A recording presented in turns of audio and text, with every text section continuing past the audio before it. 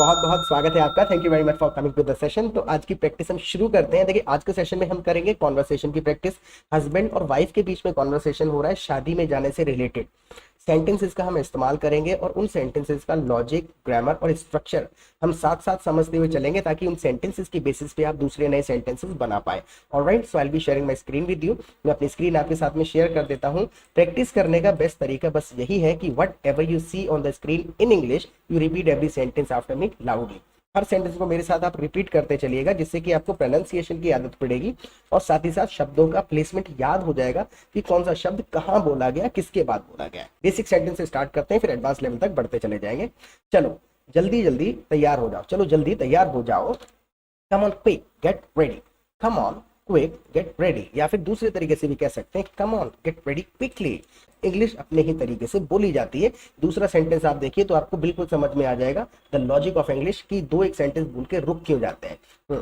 दूसरा वाला सेंटेंस है हमें कहाँ ले जा रहे हो। मान के चलिए हस्बैंड ने कहा come on get ready quickly, जल्दी तैयार हो जाओ ना। वाइफ इज आस्किंग हमें कहाँ ले जा रहे हो, वेयर आर वी गोइंग। इस चीज को ऐसे बोल दिया जाता है, लेकिन अगर हम हिंदी का इसका लिटरल ट्रांसलेशन करेंगे तो मीनिंग कुछ और है। लेकिन इस हिंदी के शब्दों को अगर हम ट्रांसलेट करेंगे तो where are you taking us, हमें कहाँ लेके जा रहे हो। टेक का इस्तेमाल करते हैं ले जाने के लिए। वो फॉर्मूले अगर हम अप्लाई करने की कोशिश करेंगे ना, तो बात बनने वाली बिल्कुल भी नहीं है। सिचुएशन के हिसाब से सेंटेंस को स्ट्रक्चर किया जाता है, ना कि कोई फॉर्मूले हैं। इंग्लिश में फॉर्मूले नहीं है, सिचुएशन के हिसाब से सारे के सारे सेंटेंस बोले जाते हैं। So where are we going, जब भी आपको कोई कहीं ले जा रहा है और ऐसी सिचुएशन है तो आपको यही कहना पड़ेगा where are we going. Where are you taking us मकाम नहीं करेगा। Getting my point. Now the next sentence is, पूरा लॉजिक समझ में आ जाएगा, पूरा सेशन देखिएगा, खुद से आप समझ जाएंगे कि लिटरली जब हम ट्रांसलेट करते हैं तो कितना अजीब व गरीब सेंटेंस बन के आता है। और अगर हम नेचुरली एक सिचुएशन को जब हम इंग्लिश में बोलते हैं तो कितनी अच्छी लगती है सुनने में, इजी लगती है सुनने में। राइट, चेक करना जरा शादी आज ही है क्या। चेक करना जरा शादी आज ही है क्या। इस सेंटेंस को दो तरीके से बोला जा सकता है। Check if the wedding is today, check if the wedding is today. देखिए, अगर हम इस चीज को कहें शादी आज ही है क्या, is the wedding today, grammatical rule कह रहा है इज द वेडिंग टुडे, क्या शादी आज है। वो सेंटेंस एक नॉर्मल क्वेश्चन हो गया, इज द वेडिंग टुडे, क्या शादी आज है। लेकिन यहां पर इस इफ के साथ बोलने का तात्पर्य क्या है, चेक करना शादी आज है या नहीं।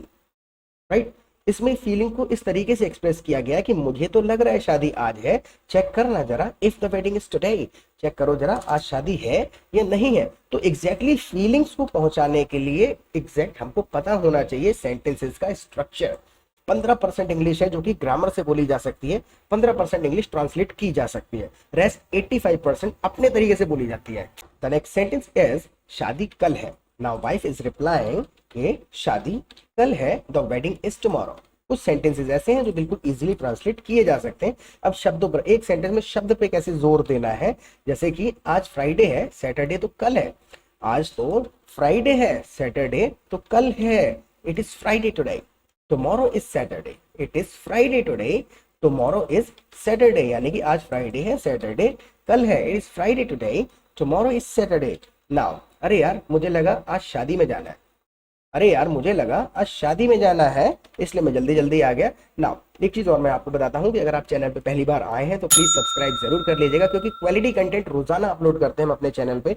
Conversation practice, story telling, natural English और ट्रांसलेशन में क्या फर्क है, काफी चीजें आपको वहां पर, काफी क्वालिटी कंटेंट आपको मिलेगा। और दूसरा, आप हमारी लाइव क्लासेस भी अटेंड कर सकते हैं हमारे एप्लीकेशन पर। लेकिन लाइव क्लासेस में आने का फायदा क्या है, 1-2 घंटा जब आप एनवायरमेंट में बिताएंगे, हम किसी स्टूडेंट से बात करते हैं, कॉन्वर्सेशन करते हैं, डाउट क्लियरिंग सेशन होते हैं, तो जब आप 200-300 सेंटेंसेस रोजाना सुनेंगे, अलग अलग सिचुएशन में उन्हीं सेंटेंसेस को रिपीटेडली सुनेंगे, तो आपको ऑटोमेटिकली लॉजिक ऑफ इंग्लिश समझ में आ जाएगा कि ग्रामर से ज्यादा लेना देना नहीं है, सिचुएशन का और स्ट्रक्चर का खेल है। और रही बात फीस की, बिल्कुल ही मिनिमल अमाउंट हम चार्ज करते हैं, बहुत ही कम अमाउंट में आप क्लासेस हमारी ज्वाइन कर सकते हैं। और अगर किसी स्टूडेंट की जेन्युइन प्रॉब्लम है, तब भी आपको पैसे की वजह से रुकना नहीं है कि मेरे पास पैसे नहीं है इसलिए मैं क्लास अटेंड नहीं कर रहा। अगर प्रॉब्लम है then we can discuss it over the phone. आप एक बार व्हाट्सएप कर दीजिएगा, हम कोई ना कोई सॉल्यूशन उसका निकाल लेंगे। लेकिन ये नहीं सोचना कि पैसे की वजह से मैं नहीं जा रहा हूँ। ओके, टाइम है, इंटरेस्ट है, लाइव क्लास अटेंड करनी है, then simply drop me a message on WhatsApp. WhatsApp पे मैसेज कर दीजिएगा। 2 काम करने हैं, सब्सक्राइब करना है और लाइव क्लासेस में जरूर आना है। Alright, let's get back to it now. अरे यार मुझे लगा शादी में जाना है। अब इस प्रकार की एक सिचुएशन है, अरे यार मुझे लगा शादी में जाना है, अरे यार तो हमने ओ करके एक्सप्रेशन है वो, I thought we had to go to the wedding today, I thought we had to go to the wedding today, मुझे लगा शादी में जाना है। Now the next sentence is, तो आज खाने में क्या बनाया? अब शादी का प्लान हो गया cancel. Now husband is saying कि तो आज खाने में क्या बनाया है? What did you cook for the meal? What did you cook for the meal today? तो आज आपने खाने में क्या बनाया है? What did you cook for the meal today? देखिए इस चीज में फॉर का केवल इस्तेमाल आपको याद रखना है, जब भी लंच ब्रेकफास्ट डिनर वगैरह की बात होती है, so what's for lunch, what's for breakfast, what's for dinner. जैसे डिनर में क्या है? What's for dinner. और यहाँ पर स्पेसिफिक हमारे पास कोई था नहीं, तो मील का मतलब नॉर्मल है ही खाना। So what did you cook for the meal today? आज आपने खाने के लिए क्या बनाया है? नाउ अभी कुछ नहीं, बस सोच रही हूँ कि क्या बनाऊं। अभी कुछ नहीं, बस सोच रही हूँ कि क्या बनाऊं। Nothing yet. येट का मतलब है अभी तक कोई काम नहीं हुआ है, तो येट लगा दिया जाता है। जैसे कि ही हैजंट कम येट, वो अभी तक नहीं आया है। अब वाइफ ने अभी तक कुछ नहीं बनाया है, नथिंग येट, अब तक कुछ नहीं बनाया। I am just thinking what to cook, I am just thinking about what should I cook. बहुत सारे तरीके से आप बोल सकते हैं अगर आपको स्ट्रक्चर आता है तो। Now the next sentence is, मेरे लिए कुछ मत बनाना, मैं खाना खाकर आऊंगा। हस्बैंड इज सेइंग कि मेरे लिए कुछ मत बनाना, मैं बाहर खाना खाकर आऊंगा। Don't cook anything for me, I eat something outside. बाहर खा के आऊंगा, जबरदस्ती हमें इन चीजों को यूज करने की जरूरत नहीं होती है। एक्चुअल में इस सेंटेंस से अगर मैं इस चीज किसी ग्रामर को समझने की कोशिश करेंगे तो कॉम्प्लिकेशन होंगे, कंफ्यूजन होंगे। कुछ चीजें अपने तरीके से नेचुरल, जब आप सिचुएशन को एक्सप्लेन करना सीखेंगे ना, तो जो ग्रामर सीखने में सालों साल लग जाते हैं, 15-20 दिन के अंदर वो पूरा का पूरा ग्रामर आपको समझ में आ चुका होगा, क्योंकि आप यूजफुल इंग्लिश के साथ में उसको जरूरत के टाइम पे सीख रहे होंगे, ना कि जबरदस्ती सीख रहे होंगे, right? So don't make anything for me, I eat something outside. मैं बाहरी कुछ ना कुछ ग्रैब कर लूंगा, आई grab something outside.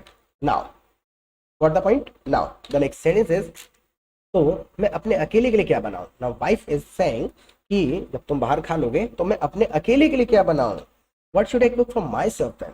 What should I cook for myself then, यानी मैं अपने लिए या अपने अकेले के लिए क्या बनाऊं? नाउ मेरे लिए भी बाहर से कुछ ले आना। जब तुम बाहर खाना खाने जा रहे हो, when you going outside to grab something, तो मेरे लिए भी कुछ बाहर से ले आना। Bring something from outside for me as well. When you're going outside to eat something, then why don't you bring something from me as well? मेरे लिए भी बाहर से कुछ ले आना। Now the next sentence is, और बच्चे क्या खाएंगे? Now husband is asking, और बच्चे क्या खाएंगे? What children will eat then? तो अगर हम दोनों बाहर खा लेंगे, what children will eat then? फिर बच्चे क्या खाएंगे? Now एक ने खा लिया है, महरीन नूडल्स मांग रही है। एक ने खा लिया है और महरीन नूडल्स, महरीन क्या है? एक लड़की का नाम है, हमारी बेटी का नाम मान के चलिए। एक ने खा लिया है, महरीन नूडल्स मांग रही है। One has already eaten, one has already eaten. Eaten third form हमने लगाया है हैज की वजह से, इतना बेसिक ग्रामर तो आपको पता ही होगा। वन हैज ऑलरेडी ईटन यानी एक ने पहले ही खा लिया है। And Mahreen is asking for noodles, Mehreen noodles मांग रही है, खाने के लिए मांग रही है। फॉर का इस्तेमाल करना पड़ेगा आपको जब हम आस्क वर्ड का इस्तेमाल कर रहे हैं रिक्वेस्ट के लिए। आस्क का मतलब है रिक्वेस्ट कर रही है, पूछ नहीं रही है। One has eaten and Mahreen is asking for noodles, यानी रिक्वेस्ट कर रही है कि मेरे लिए बना दो, या वो मैं उसके लिए बनाने जा रही हूँ। Mahreen is asking for noodles, और वो मैं उसके लिए बनाने जा रही हूँ। I am going to cook them for her right now, I am gonna cook them for her right now, I am gonna cook noodles for her right now, I am gonna cook it for her right now. It, then, noodles वगैरह कुछ भी आप use कर सकते हैं। और right now का जो तात्पर्य है सिर्फ तुरंत सिचुएशन के लिए यूज नहीं होता है। राइट नाउ आप करंट सिचुएशन को एक्सप्रेस करने के लिए यूज कर सकते हैं। बहुत लंबी ड्यूरेशन ना हो, 1-2 दिन चलता है।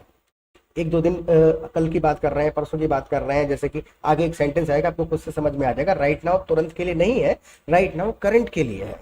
Now the next sentence is, कल तो इनके स्कूल की छुट्टी है ना। नाउ हस्बैंड इज आस्किंग कि कल तो इनके स्कूल की छुट्टी है ना। They have a holiday from school tomorrow, right? एक तरीका तो ये है, they have a holiday from school tomorrow, right?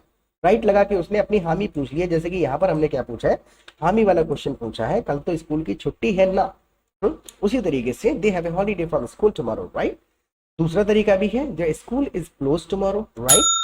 The school is off tomorrow, right?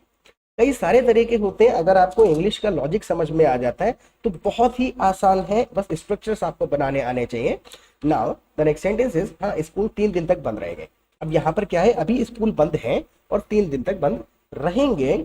Yes, the schools will remain close for 3 days, the schools will remain close for 3 days। Remain जब हमने कह दिया यानी जिस अवस्था में, रिमेन है रहना, रहना वैसे ही। तो जिस अवस्था में अभी स्कूल है उसी अवस्था में रहेंगे। The schools will remain closed for 3 days। इसकी जगह आप ये भी कह सकते हैं the schools will be closed for 3 days।